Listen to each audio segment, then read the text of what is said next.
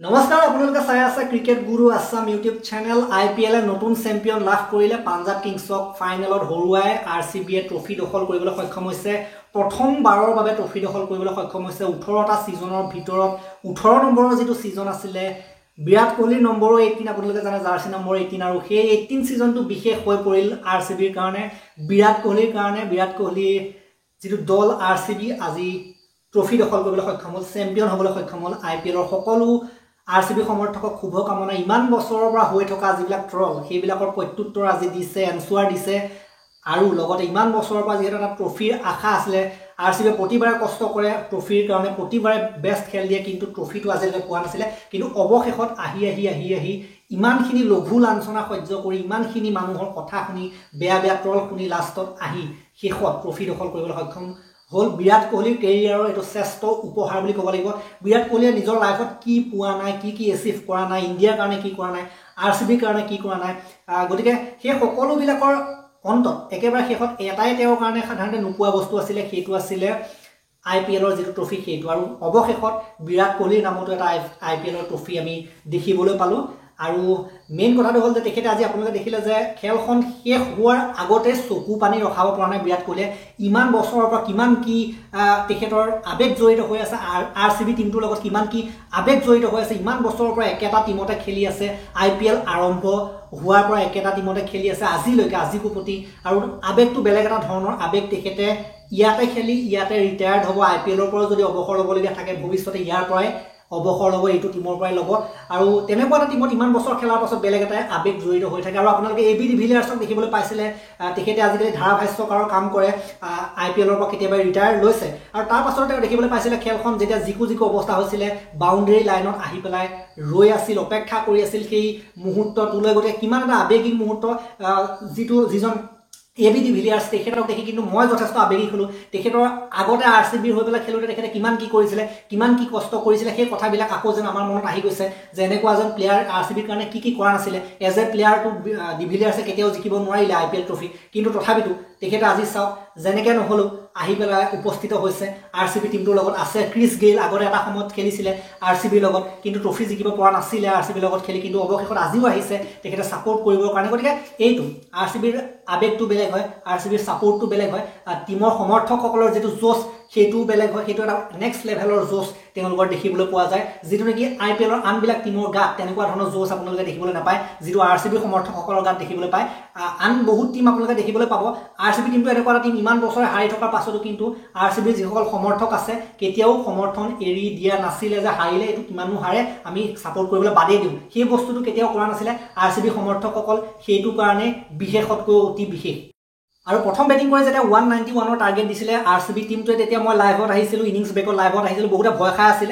RCB সমৰ্থক বহুতে comment কৰিছিল যে আজি নহব যিটো দেখিছো আজি ৰানটো অলপ কম হ'ল ধাৰাভাষ্যকাৰসকলে কৈছিল যে ৰানটো অলপ কম হৈছে ৰানটো অলপ বেছি হ'ব লাগিছিল কিন্তু আমি দেখিবলৈ পালো মই তেওঁলোকক লাইভতে এটা কথা কৈছিল যে নাই হেজলউডে ভাল বলিং কৰিব লাগিব কুনাল পাণ্ডিয়া ভাল বলিং কৰিব লাগিব বলিং ইউনিটে যদি ভাল কৰে সকলো গোটেই খেলটো বলিং ইউনিটৰ ওপৰত আছিল বলিং যদি জুই বলিং কৰিব পাৰে তেতিয়া নিশ্চিতভাৱে জিকিব বলিঙৰ ওপৰত খেল আছে আৰু বিশেষকৈ শ্ৰেয়াছ আয়াৰ নেহাল ৱাধেৰা তেওঁলোকক আউট কৰিব লাগিব সোনকালে মই এই কথাটো কৈছিল আৰু সেই কথাটো কৰি দেখুৱালে RCB বলাৰসকলক ক্ৰেডিট দিব লাগিব যে তেওঁলোকে কৰি দেখুৱালে জুই বলিং কৰিলে সুন্দৰ বলিং কৰিলে আৰু এইখন যেটো জয় IPL ৰ ফাইনেলত তেওঁলোকে জিকিলে আজি চেম্পিয়ন হ'ল সেইটো কোনোবা এজন মানুহক ক্ৰেডিট দিলে নহব গোটেই IPL টিমটো গোটেই RCB টিমটোক আমি ক্ৰেডিট দিব লাগিব আপোনালোকে যদি চাই RCB গোটেই কেজন প্লেয়াৰকে ক্ৰেডিট দিব লাগিব বেটাৰ বলাৰ সকলো বিলাকে নিজৰ ফালৰ পৰা অৱদান দিছে সকলোৱে অলপ কাম কৰিছে আৰু যেটো 190 টাৰ্গেট দেখিছিল আপোনালোকে তাত আপোনালোকে এজন ইন্ডিভিজুৱেলৰ স্কোৰ আপোনালোকে দেখিবলৈ নাপায় স্কোৰ কাৰ্ডখন চালে তাত আপোনালোকে দেখিবলৈ পাব সকলোৰে অৱদান আছে কিবা নহয় কিবা এটা অৱদান আছে সেয়া ৰজত পাটিদাৰে হওক সেয়া জিতেশ শৰ্মাই হওক সেয়া চলতে হওক সেয়া কোহলিয়ে হওক সকলোৰে কিবা এটা নহয় কিবা এটা আছে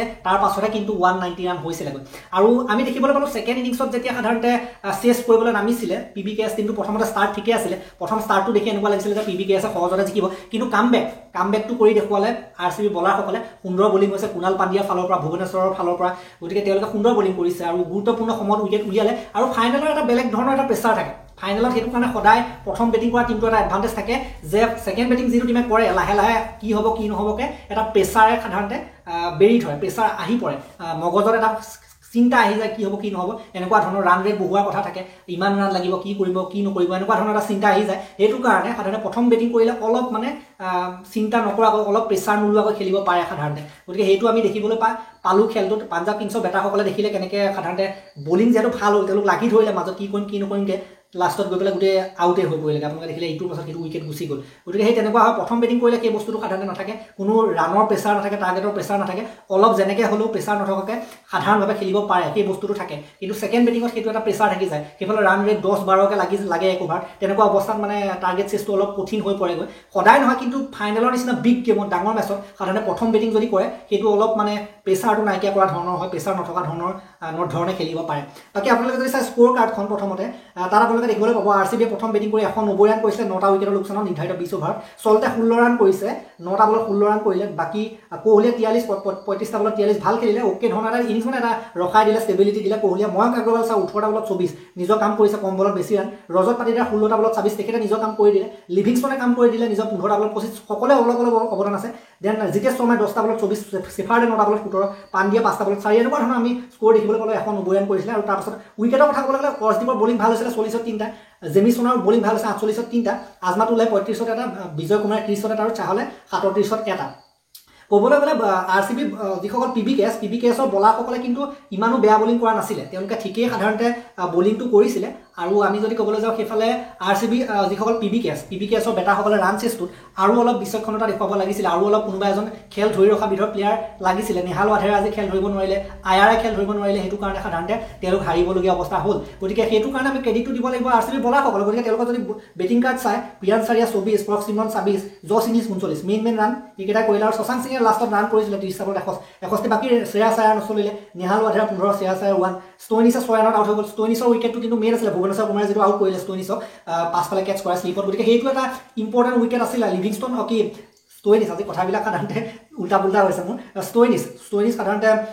2টা বলত 6 ৰান কৰি আউট হৈ গ'ল প্ৰথম বলটোতে 6 দিছিলে ষ্টইনিছ যদি কেনেবাকৈ থাকি গ'ল তেন্তে বৰবাদ আছিলে কাৰণ আপোনালোকে যদি চাই খেলখন 6 ৰানত জিকিছে কেৱল মাত্ৰ 6 ৰানতহে জিকিছে আৰু যদি কেনেবাকৈ থাকিলেহেঁতেন ষ্টইনিছ সৰ্বনাশ হোৱাটো খাটাং আছিলে গতিকে ষ্টইনিছৰ উইকেটটো মেইন আছিলে ষ্টইনিছক যে ল'লে ভুৱনেশ্বৰে সেইটো বহুত ডাঙৰ উইকেট আছিলে এইখন খেলৰ পইণ্ট অফ ভিউ পৰা যদি আমি চাবলৈ যাওঁ ওমাৰ যায় একত আউট হ'ল জেমিছনৰ ৰান নাই গতিকে এনেকুৱা ধৰণৰ আমি দেখিলোঁ শশাংকে 61 ৰান কৰিলে বাকী মেইন কথাটো সেইটো শ্ৰেয়াছ আয়াৰ বা ৱাধেৰা বা ষ্টইনিছ কোনোবা এজনে যদি অলপমান যদি ধৰি ৰাখিলেহেঁতেন অলপমান যদি আউট নোহোৱাকৈ থাকিলেহেঁতেন তেতিয়া হয়তো আজি বেলেগ ৰিজাল্টটো হ'ব পাৰিলেহেঁতেন গতিকে তেনেকুৱা হ'ল আজি আৰু আপোনালোকে যদি চাই যিখন বলিং কাৰ্ড তাত আপোনালোকে দেখিবলৈ পাব ভুৱনেশ্বৰ 2টা উইকেট ভাল বলিং কৰিলে আৰু য়শ দয়ালৰ বলিঙো ভাল হৈছে কেৱল মাত্ৰ 6কে দিছে ৰান ৰেট বাকী জছ এজনবোৰে আজি পিটন খাইছিল তথাপি এটা উইকেট কুণাল পাণ্ডিয়া ভাল বলিং কৰিলে 4 অভাৰ মাত্ৰ 17 ৰান দিছে 2টা উইকেট সুৰেশ শৰ্মাই 2 অভাৰ 19 ৰান দিছে উইকেট নাই ৰোমাৰিঅ চেফাৰে 3 অভাৰ 30 ৰান দি এটা গুৰুত্বপূৰ্ণ উইকেট ৰোমাৰিঅ চেফাৰেও লৈছিলে শ্ৰেয়াছ আয়াৰৰ যিটো মেইন উইকেট সাংঘাতিক উইকেট সেইটো কিন্তু ৰোমাৰিঅ চেফাৰে লোৱা আমি দেখিবলৈ পালোঁ শ্ৰেয়াছ আয়াৰ এনেকুৱা এটা মানুহ অকণমান যদি ৰখি যায় ৰখাই মেলি খেলখন ফিনিচিং দি দিব পাৰে গতিকে শ্ৰেয়াছ আয়াৰ সাধাৰণতে আমি যদি ক'বলৈ যাওঁ সোনকালে আউট কৰাটো সেইটো এটা ডাঙৰ সাধাৰণতে আছিলে বুষ্ট আছিলে RCB টিমৰ